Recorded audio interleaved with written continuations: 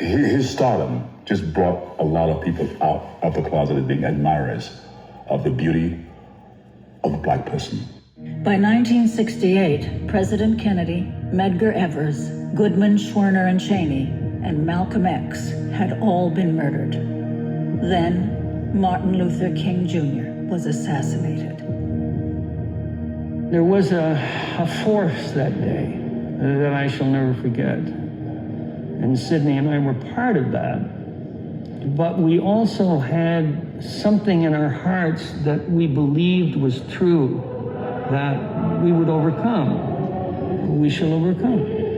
Sidney's whole approach was associated with Dr. King. You know, his approach was one of nonviolence and one of totally embracing or reaching out towards the white community. And I think a lot of the proponents of Black Power had been so devastated physically and emotionally by how they were treated when they marched nonviolently that this was their reaction. And Sidney just was caught up in the fallout.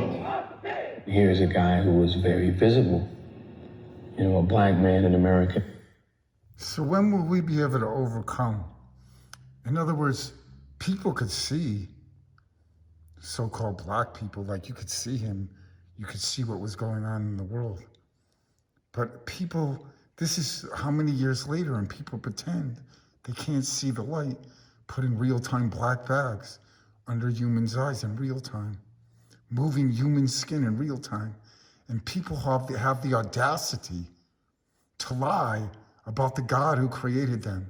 What's more despicable, deplorable, horrible, and immorable than that in the history and her story of this God-forsaken planet?